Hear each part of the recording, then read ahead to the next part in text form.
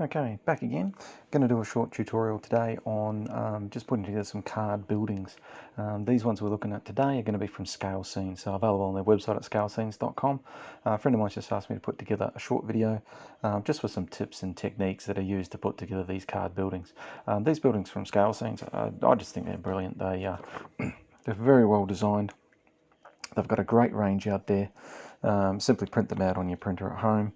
Or take them into somewhere like Officeworks if you're here in Australia, and you can just print them out, stick them into various thicknesses of card, and follow a few simple instructions, and then they're good to go. I think they look fantastic on the layout, and I think they certainly hold up as good, if not better, than some of the ones out there that are on the market at the moment that are sold as just punch and stick basically. So just going to show you to start with some of the different tools that we're going to be using for today's build. Things like Quick Grip Spray, you can see that one from Sally's.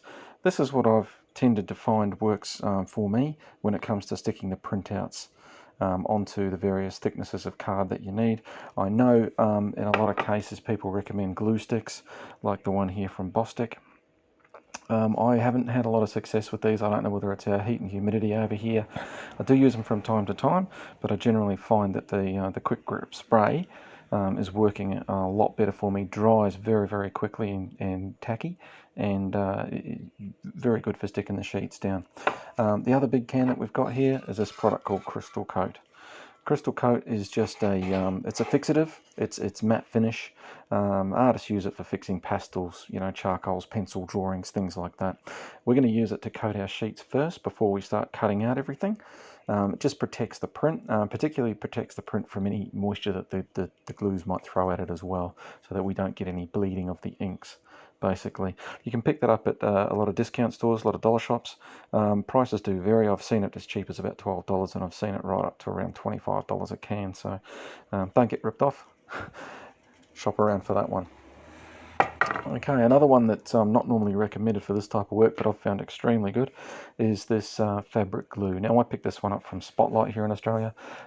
Basically, as the name suggests, used for sticking fabric to fabric and other surfaces. It's a very fast drying, thick style of PVA. I brush it on just with a cheap brush that I've got here. I'll take you through the tools in a second. But this glue just it works magic for sticking all the parts together. It dries extremely quickly as well. So unlike PVA, where you might be painting it on or applying it with an applicator and then having to wait for those two surfaces to bond, it's very, very quick with this fabric glue. I bought this to use for other projects I work on. Thought I'd give it a go, and it is probably the best thing I can recommend for putting parts together with these kits.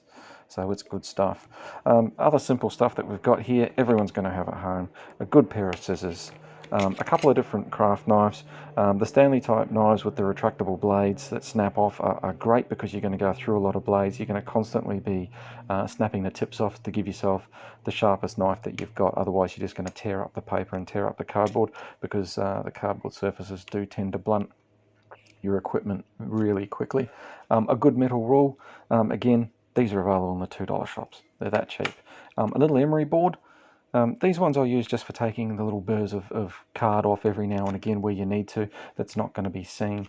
Very handy for that. A pencil, obviously. A couple of different paint brushes. This one, just an old dungy one that I use for applying the glue, and this one that I'm going to use for right at the end when we come to do a few touch-ups.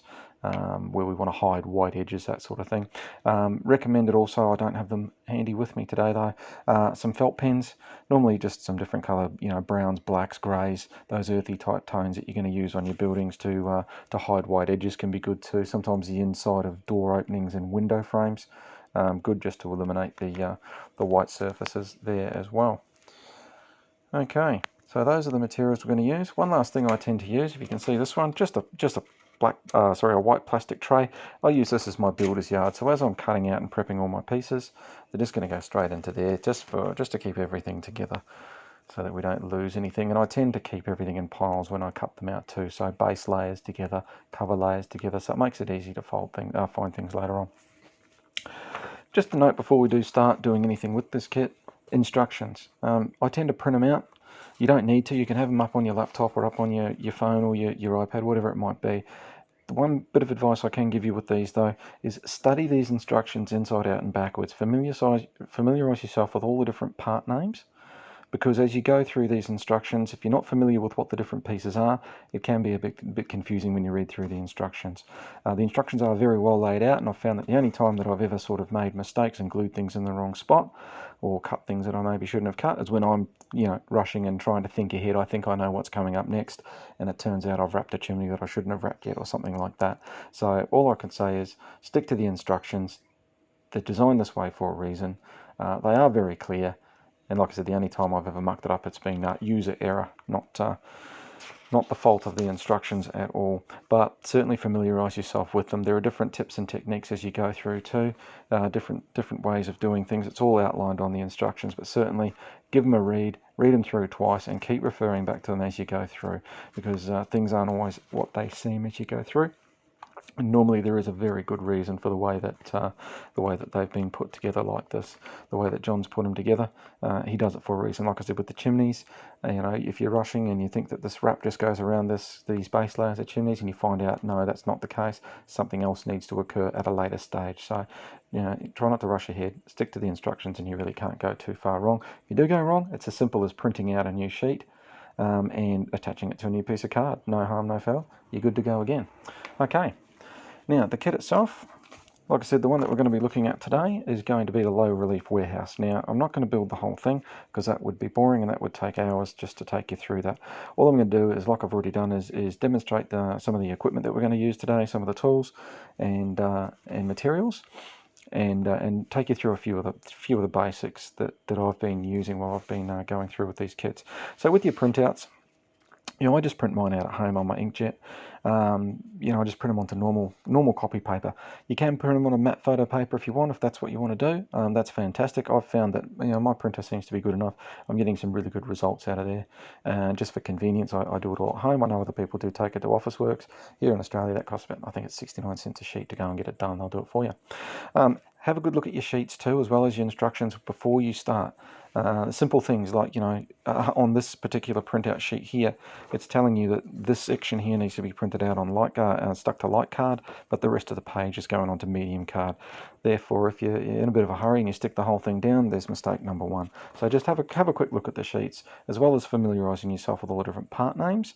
You'll pick up little instructions like that as to what goes where as well. Okay, also there will be a few that say print only. These are mostly going to be our cover layers, and 99% of the cases these are going to be our cover layers that wrap around our cardboard base layers. Okay, you can see these little things there, little blue fold instructions too. We'll take you through folding a little bit later. It's important to get an accurate line when you're folding. There's a few little tips that we can employ to get us that neat line where we can. I've hacked this one up already. I pinched this blue door off here for another project I was working on, but that doesn't matter because we'll use these two doors here today to do this one. And again, that's a print only. Lots of bits and pieces that come with these sheets. So you not only get to build the warehouse, you can add all different signs onto the building as well. So you do have quite a few options there, and you even get the base, which you can either mount onto your baseboard or a good thick piece of card. Okay, so that's how the kit pretty much prints out. There's 4 pages to this particular one. And we've printed out the first one and stuck that to card just so that we can get a head start on this one today. This one's going onto a heavy card. This includes, our base layer here for the walls and our front walls, and these will be our 2 side walls as we come through as well, that basically just get stuck to each other as we go through. All right, now card. You can get card obviously from anywhere. Some people use cereal packets. I'm not a fan of that. I don't find the cardboard to be thick enough, and quite often it's been knocked around in your pantry for long enough that it gets a few marks and dings and creases into it. I buy these A4 sheets of card. I just get them off eBay. You can buy them in all different thicknesses, and they generally come 25, 50, 100 to a pack, that sort of thing. You can get them relatively cheaply. So we've got our heavy card now. Heavy card at the moment, I was using about 1250 GSM or even 1000 GSM, which is good. You've got your 1mm and your 2mm card that you can buy there as well. You can buy them in big sheets from Officeworks, which is very handy. Let's see if I can get one up here. The brand is Quill. If I can get it into the shot, there we go. Is Quill. This is grey chipboard. This is only a 650 GSM one, this one, but they do have thicker there. But for the project that we're going to be working on today, just going to use one of the little A4 sheets. Don't panic if you think your card's not thick enough, particularly for a base. Just glue 2 mediums together and you'll be there anyway. So Quill do a whole lot. They do anything from 100 GSM card right through to, I think the biggest I've currently seen is about 1250 or maybe even 1500, but they do come bigger than that as well. Alright, I'm going to keep the series of videos quite short. It will be a series of videos, not just one long video, because as I said, watching one big video on building a low relief warehouse is the stuff that kind of puts people to sleep. So this first part is just to take you through materials that we use, an introduction to the kit and the instructions itself, and I'll show you how that we use these first 2 products here, the Quick Grip and also the crystal coat. So we'll just make ourselves a little bit of room here, get this stuff out of the road.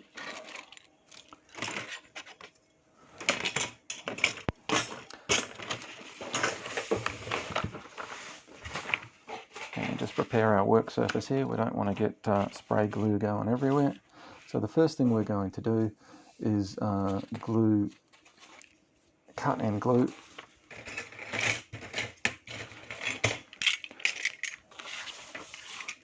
this mix sheet of medium and light. As I said, we've already put the heavy down on the card already. So just going to cut along that line. Now when you're cutting with your knife as well, try not to have the point in it. The point will rip up and give you burrs. If you're keeping a shallow angle, and always keep your knife vertical, you don't want your blade slipping over to a 45 degree. Later on when you go to cut heavy card or layers of heavy card and you start doing that, you're definitely going to get weird angles and your corners won't connect properly on your buildings. Okay, so we're just going to nip this off here.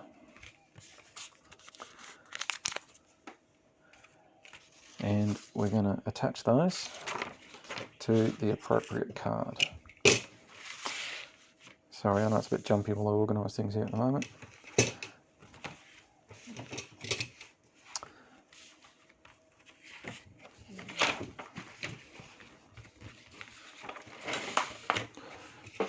Alright, so here's our medium card. Now with the Quick Grip, what we should do first is we should give this a coat with the crystal coat. So we just want to spray it lightly from above. Just make sure we get all areas of the sheet.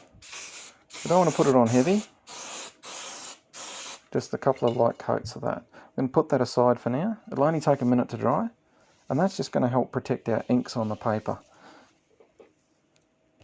Okay, this next one we're not going to worry about because it's not a print layer. Okay, it's just going to be a base layer. So we can move on with the Quick Grip.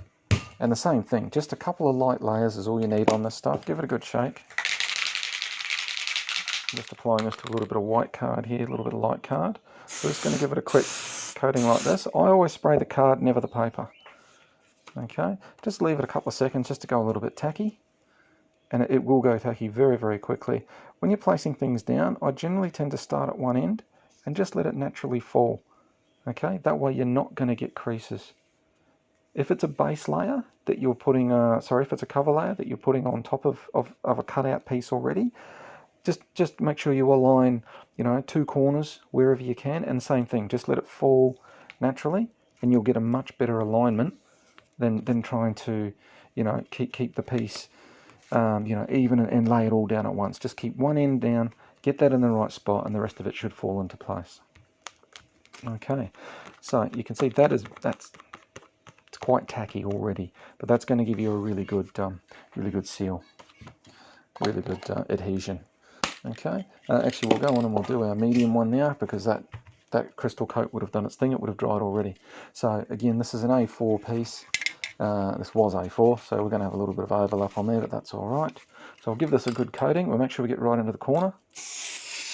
And you can see that going on straight away. You can see you're getting good spray out of that can. We won't go right to that edge. Okay, and again, just give it a couple of seconds to go tacky first, just for some of that moisture just to evaporate. There's not a lot there. You can move it around with your finger a little bit if you want. And again, we're just going to line those edges up. So this edge onto that corner, and we're just going to let it fall naturally. and then we smooth it out. You can use a roller if you would like to. I know when you use the Bostik glue sticks to attach these to sheets, a roller comes in very, very handy. Because we're spraying with this one, you're getting a nice even flat surface anyway. And it's as simple as that. So that will dry in literally a couple of minutes, and we can start cutting. So that's how you use the quick grip. That's how I use the quick grip anyway. And that's how you use the crystal coat, just to lock things in on your surfaces first, just to give them a quick spray to seal in those inks. That's all it requires. Just a light spray. And again, dries before your eyes. Just do this last one. That's a little bit sticky because of the glue.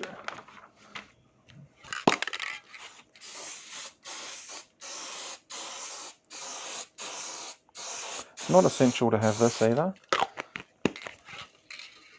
but I do find it very handy, and I use it, like I said, for other projects. I happen to already have the can here. So we'll just put those aside to dry for now. And that takes us through the first one of our little introductory videos. Next, what we're going to focus on is the cutting and the gluing side of things. Again, not going to take you through the whole kit. We'll just demonstrate on a couple of pieces, and we'll try and give you some updates on the actual build as we go through. All right, back soon.